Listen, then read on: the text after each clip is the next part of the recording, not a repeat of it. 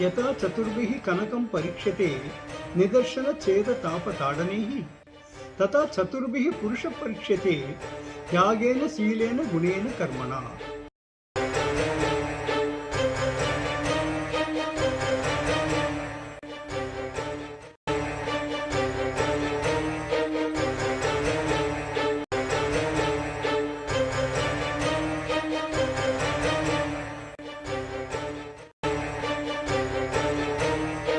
எல்லாருக்கும் நமஸ்காரம்.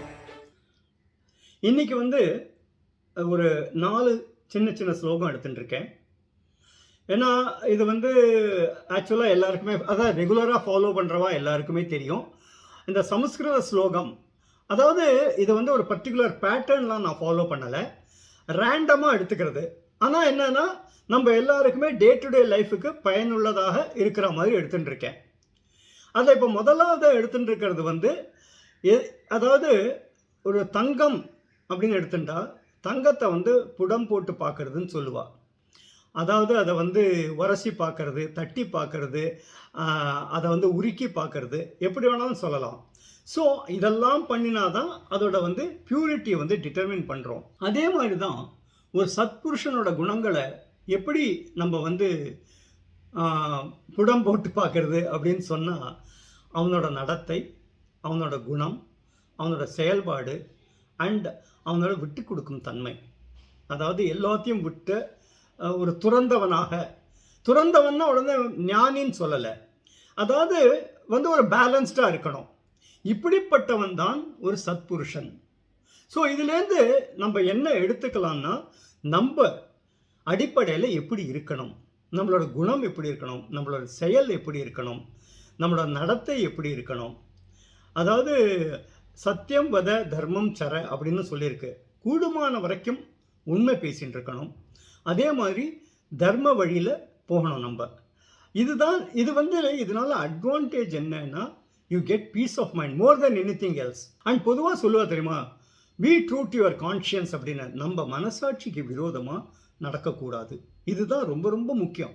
அதாவது இதில் கூட பகவத்கீதையில் சொல்லுவா தெரியுமா, போற்றுவார் போற்றலும் தூற்றுவார் தூற்றலும் போய் சேரட்டும் பரந்தாமனுக்கே அப்படிங்கிற மாதிரி.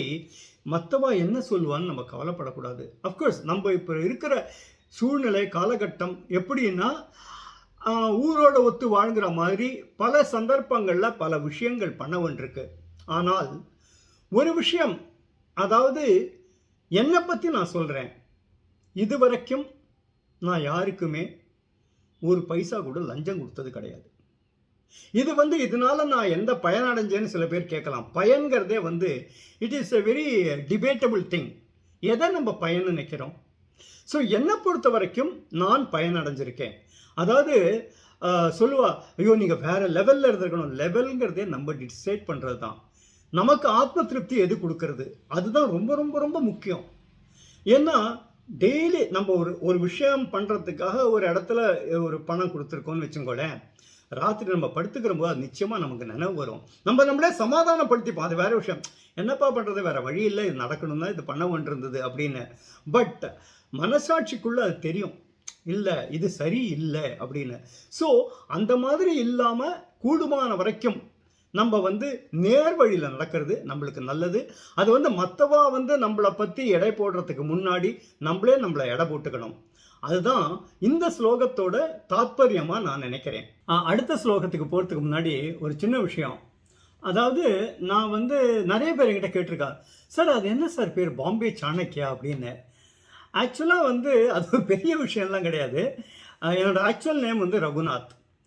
ஆனால் அது புனை பெயர், இந்த கதையெல்லாம் எழுதுறதுக்கு புனை பெயர்னு வச்சு பார்த்துருமா. அப்போ நான் என்ன பண்ணேன்னா, நான் வளர்ந்ததெல்லாம் பாம்பேயில். ஸோ அந்த பாம்பேயோட எனக்கு ஒரு சின்ன அஃபினிட்டின்னு வச்சுக்கோங்களேன், ஒரு ஈடுபாடு உண்டு.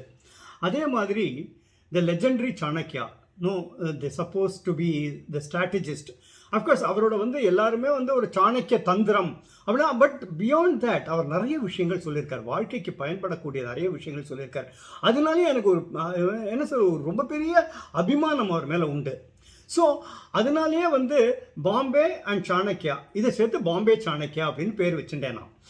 அண்ட் இன்னைக்கு ஒரு சாணக்கிய நீதியிலேருந்து தான் 2-3 ஸ்லோகம் எடுத்து அதோட இது அர்த்தம் சொல்கிறதுக்கு ஒரு முயற்சின்னு வச்சுக்கோங்களேன். பிகாஸ் நானும் வந்து பெருசாலாம் இதெல்லாம் பண்ணது கிடையாது, ஏதோ எனக்கு தெரிஞ்சதான் உங்களோட ஷேர் பண்ணிக்கிறேன். ஸோ இப்போ முதல் நீங்கள் ஸ்லோகம் பார்த்தீங்களா தங்கது, அது வந்து சாணக்கிய நீதியில் வர்றது தான். இப்போ நான் சொல்ல போகிறதும் சாணக்கிய நீதியிலேருந்து வர்றது தான். அண்ட் இன்சிடென்டலி இது வந்து இது எப்படி ஆரம்பிச்சதுன்னா கர்மான்னு என்னோட சீரியல். ஏன்னா கர்மா சீரியலை பற்றி நான் இப்போ சொல்கிறதுக்கு காரணம் என்னென்னா, நிறைய பேர் கர்மா சீரியல் பார்த்தவா இருக்கலாம், ஆனால் திடீர்னு இந்த பர்டிகுலர் எபிசோட் பார்க்குறவாளுக்கு நான் சொல்கிறேன், என்னோட ஒரு கர்மா அப்படின்னு ஒரு சீரியல் வந்து யூடியூப்பில் அப்லோட் பண்ணினேன். அதுலேருந்து தான் எல்லாமே வர ஆரம்பிச்சிது. அதில் வந்து it it deals with the agraharam way of life of the 1930s. அதாவது 1930ஸ்ல நம்மளோட அக்ரஹார வாழ்க்கை எப்படி இருந்தது, கூட்டு குடும்பம் எப்படி இருந்தது, அந்த டிசிப்ளின் எப்படி இருந்தது, அங்கே பெரியவாளுக்கு மரியாதை கொடுக்கறது, so many things அந்த டைம் பீரியட். அந்த கல்யாணம் கூட அதில் காமிச்சேன், அதுதான் வைரல் ஆகிட்டு அதுக்கப்புறம் நான் வந்து யூடியூப்பில் ரெகுலராக போட ஆரம்பித்தேன். ஸோ அதுலேருந்து அந்த ஃபஸ்ட்டு எபிசோட்லேருந்து ஒரு சின்ன சீனும், அப்புறம் அந்த கல்யாணம் விச் வாஸ் இன்ஸ்ட்ருமெண்டல், இது இந்த அளவுக்கு இன்னைக்கு வந்து இது வந்து ஸ்ப்ரெட் ஆயிருக்குன்னா அந்த கல்யாண சீன், அது ரெண்டும் ஒரு சின்ன கிளிப்பு போடுறேன், அதை பாருங்க. அதுக்கப்புறம் அந்த ஸ்லோகம் கண்டினியூ பண்ணிக்கலாம். ஓகே.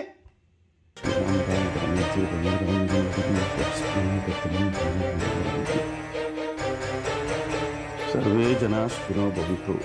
कर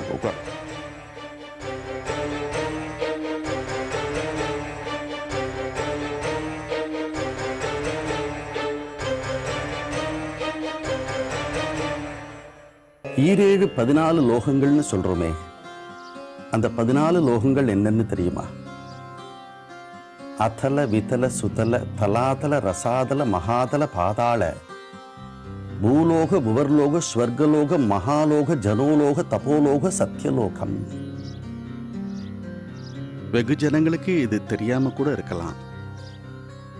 இந்த பிரபஞ்சத்துல, இந்த பூலோகத்துல, அதுவும் இந்த பாரத புண்ணிய பூமியில மானிடனா ஜனிக்கிறது சிரேஷ்டத்திலையும் சிரேஷ்டம். பிறப்புன்னு ஒன்று இருந்தா இறப்புன்னு ஒன்று இருக்கிறது நிச்சயம். அப்படி இறந்தவாளை புத்துங்கிற நரகத்துக்கு போக விடாம பித்ரு கர்மானுஷ்டங்களை செஞ்சு பெத்தவாளை காப்பாத்துறவன் தான் புத்திரன். புத்தியத்தி நரகாத்ராயத்தே இதி புத்திரஹா. புத்திர பாக்கியம் இல்லாத தசரதனுக்கு புத்திர காமேஷ்டி யாகம் பண்ணதுனாலதான் புத்திர பாக்கியம் ஏற்பட்டதுன்னு சொல்றது புராணம். அதனால புத்திர பாக்கியம் ஏற்படணும்னு பிரார்த்திச்சுண்டு சங்கரா ஆரம்பிக்கலாமே.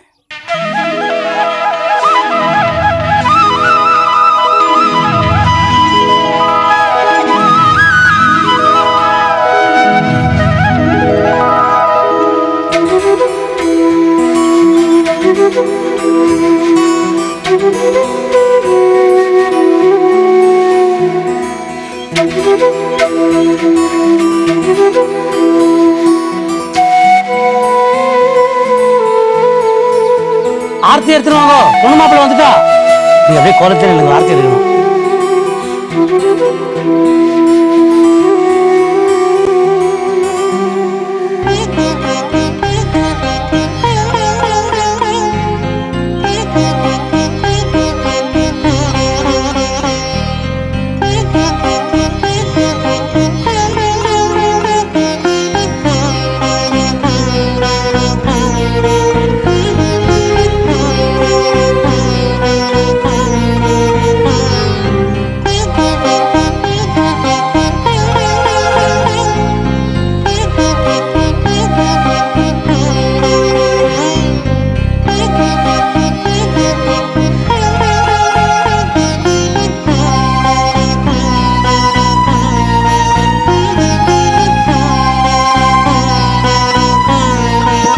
வலது கால வச்சு உள்ள வாங்க.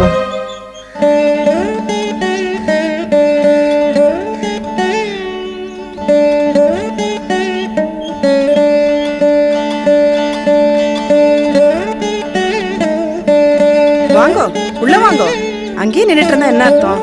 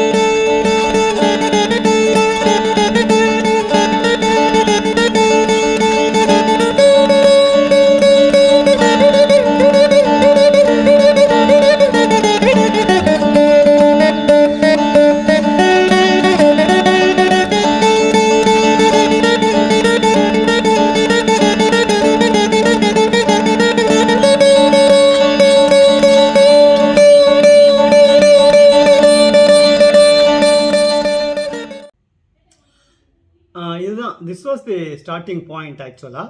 இது வந்து யூடியூப்பில் எல்லா எபிசோடுமே அவைலபிளாக இருக்குது. யாரெல்லாம் வந்து இது வரைக்கும் பார்க்கலையோ அதை பார்க்கலாம். இந்த டிஸ்கிரிப்ஷனில் அதோட லிங்க் நான் கொடுத்துருக்கேன். Now coming to the second sloka. Vidyamitram pravase cha bharyamitram graheshu cha vyaditasya aushadam mitram dharmo mitram mrutasya cha.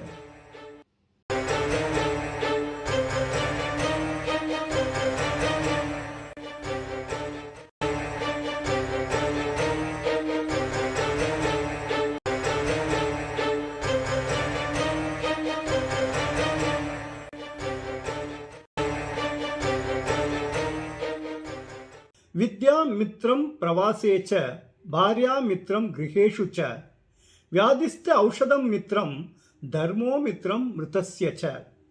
அதில் என்ன சொல்ல வர்றாருங்கிறத ஒரு அளவுக்கு உங்களுக்கு அர்த்தம் புரிஞ்சிருக்கும். ஏன்னா நம்ம எப்படி இருக்கணும் எல்லாமே நான் வந்து டே டு டே லைஃபுக்கு உபயோகம் உள்ளதாக தான் நான் சொல்லிட்டு வரேன். அதாவது படிப்பு வந்து நம்ம படிப்பறிவு வெளிநாட்டில் வந்து நம்மளுக்கு ஒரு நண்பனாக இருக்கும். வீட்டில் வந்து ஒரு மனைவியானவள் நமக்கு ஒரு தோழியாக இருப்பாள். அதே மாதிரி வியாதியஸ்தனுக்கு வந்து ஔஷதம் மருந்து வந்து ஒரு தோழனாக இருக்கும். ஆனால் மரணம், நம்ம மரணிக்கும் பொழுது நம்ம பண்ணின நற்காரியங்கள் தான் நமக்கு தோழனாக இருக்கும்.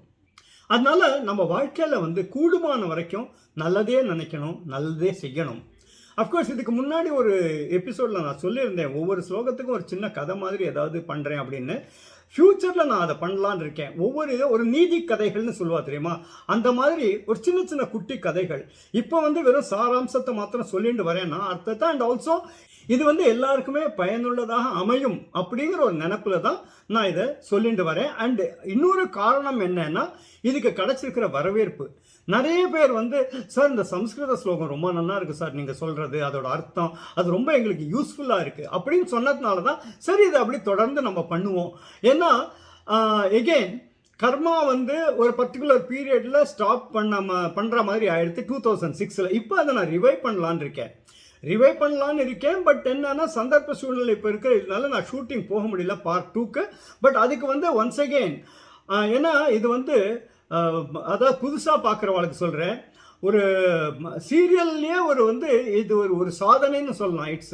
என்ன சொல்கிறது, it's creating history in the sense பார்வையாளர்கள் உங்களோட ரசிகர்களோட கான்ட்ரிபியூஷன்ஸை வச்சு இந்த சீரியல் நான் பண்ண போகிறேன்.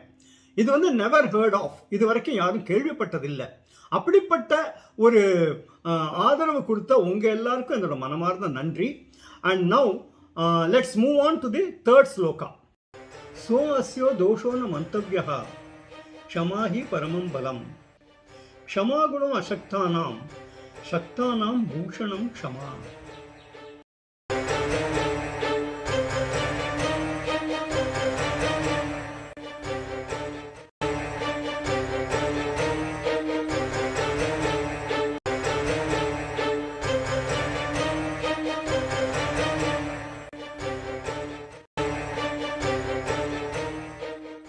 சோ அஸ்யோ தோஷோ ந மந்தவ்யः க்ஷமா ஹி பரமம் பலம் க்ஷமாகுணம் அசக்தானாம் சக்தானாம் பூஷணம். அதாவது இதோட ஒரு சாராம்சம் அப்படின்னு சொன்னேன்னா, எப்போ நம்ம மற்றவாளுக்கு உதவி பண்ணுறோமோ, அதாவது தி புவர் அண்ட் த நீடின்னு சொல்லுவா தெரியுமா, அவளுக்கெல்லாம் நம்ம உதவி பண்ணினோம்னா நமக்கு எந்த விதமான கஷ்டகாலம் வந்தாலும் அதெல்லாம் நிவர்த்தி ஆகிடும். ஏன்னா இது எல்லாமே என்னன்னா ஒரு தாட் ப்ராசஸ் தான். அதாவது we are all surrounded by magnetic fields. நம்ம பண்ணுற சத் விஷயங்கள், நல்ல காரியங்கள், அதாவது தர்மம் தலை காக்கும் அப்படின்னு தமிழில் சொல்லுவாள். அதே மாதிரி தான் இதெல்லாம் சும்மா வாய் வார்த்தையாக சொல்லப்பட்ட விஷயங்கள் இல்லை. இது எல்லாமே அனுபவ ரீதியாக, அதாவது நம்ம முன்னோர்கள்லாம் அதை அனுபவித்து அதை அலசி ஆராய்ஞ்சு சொல்லப்பட்ட விஷயங்கள். அதனால் நம்மளோட நோக்கம், எண்ணம் இந்த வாழ்க்கையில் என்னவா இருக்கணும் அப்படின்னா, கூடுமான வரைக்கும் மற்றவாளுக்கு நம்ம உதவி பண்ணணும். எஸ்பெஷலி இப்போ இருக்கிற சிச்சுவேஷனில் நம்மளால் முடிஞ்ச வரைக்கும்.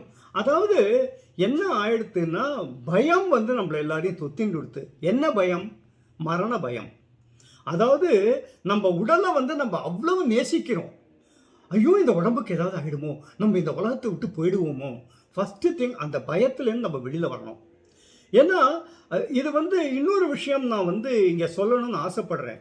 அதாவது இந்த நியூஸ் சேனல்லாம் இருக்கு இல்லையா, இந்த நியூஸ் சேனலாக இருக்கட்டும், சோஷியல் மீடியாவாக இருக்கட்டும், எல்லாருமே என்னென்னா அவளோட டிஆர்பிக்காக டு இன்க்ரீஸ் தேர் ரெவென்யூ ஒரு பீதியை கிளப்பி விட்டுரும். இதுதான் என்னோட அனுமானம். Okay, and I think I am right.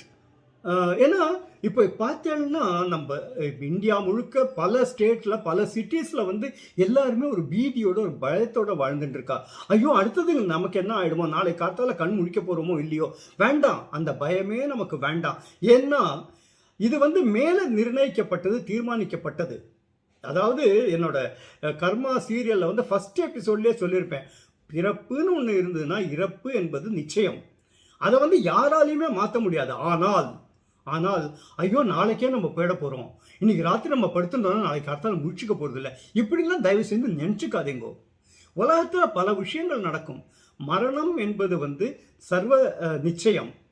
அது என்ன இப்போ ஆயிடுத்துன்னா, யாராவது எங்கேயாவது வந்து நமக்கு தெரிஞ்சவா போனால் கூட அதை வந்து இதோடு ரிலேட் பண்ணி ஐயோ போயிட்டா அதை வந்து ஒரு பரபரப்பை ஏற்படுத்தி விட்டுட்டா. இது வந்து இதுக்கு முன்னாடியும் டெய்லி மரணம் ஏற்பட்டு தான் இருந்தது. எத்தனையோ நமக்கு தெரிஞ்சவா இது தேவர் பாசிங் அவே.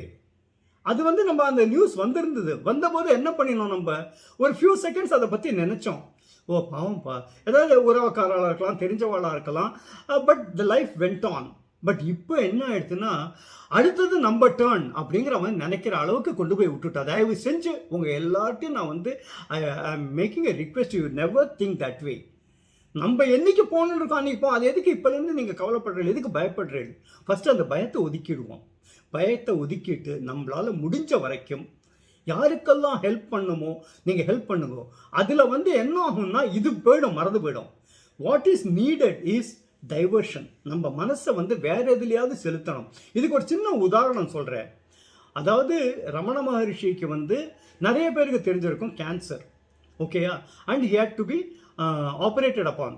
சர்ஜரி நடந்தது எங்கே, இந்த கையில் சர்ஜரி நடந்தபோது அவர் என்ன சொன்னார்னா, எனக்கு அனஸ்தீஷியா வேண்டாம் அப்படின்னார். லோக்கல் அனஸ்தீஷியாலாம் கொடுக்க வேண்டாம், நீங்கள் மாட்டுக்கு ஆப்ரேட் பண்ணுங்க. அப்போ ஆப்ரேஷன்னா கையை கட் பண்ணுவான், ரத்தம் வரும், எல்லாம் வலியே எல்லாம். ஆனால் அவர் என்ன பண்ணார்னா அந்த இடத்த பற்றியே நினைக்கல. ஸோ அவருக்கு வலியை கேட்டா அவருக்கு ஒன்றுமே தெரியல, அந்த இடத்துல என்ன நடந்துட்டு இருக்கலே தெரியல. இன்ஃபேக்ட் சர்ஜரி முடிஞ்சது, என்ன சர்ஜரி முடிஞ்சாச்சான்னு கேட்டார். அஃப்கோர்ஸ் அந்த நிலைமைக்கு நம்மளால் போக முடியாது, அது வேற விஷயம். ஆனால் நான் சொல்ல விரும்புறது என்னன்னா, நம்ம மனசை வந்து வேற எதுலையாவது செலுத்துவோம். செலுத்தினா இந்த பயம் ஆட்டோமேட்டிக்காக போயிடும். அது ஒன் ஆஃப் த திங்ஸ் என்னன்னா பரோபகாரம். மற்றவங்களுக்கு நம்மளால முடிஞ்ச வரைக்கும் ஹெல்ப் பண்ணுவோம். ஹெல்ப் பண்ணால் அது சிந்தனை செயலெல்லாம் அதில் போயிடும். அதில் ஃபோக்கஸ் பண்ணலன்னா, ஏன்னா இல்லாத ஒன்று இருக்குன்னு நம்ம இப்போ நினச்சிட்டு இருக்கோம். ஒரு தும்மல் தும்மினாலோ இல்லை லேசாக ஒரு சிலது வந்து சைக்கலாஜிக்கல், நம்மளுக்கே ஜுரம் வந்த மாதிரி நம்ம நினச்சிப்போம். ஐயோ நம்மளுக்கு ஜுரம் வந்துடுது, இது தும்மல் வருது, கோல்டு வந்த மாதிரி இருக்குது, எல்லாமே நம்ம அனுமானிச்சுப்போம். இதில் இன்னொரு ஒரு சின்ன சங்கடம் என்னன்னு சொல்கிறேன். சம்ஸ்கிருதத்தில் சொல்லியிருக்கு, அதாவது எத் பாவம் தத் பவதி. நம்ம என்ன நினைக்கிறோமோ அதை ஆயிடுவோம். அதனால அஃப்கோர்ஸ் இது வந்து நான் வந்து இது அதனால வரவே வராதுலாம் சொல்ல.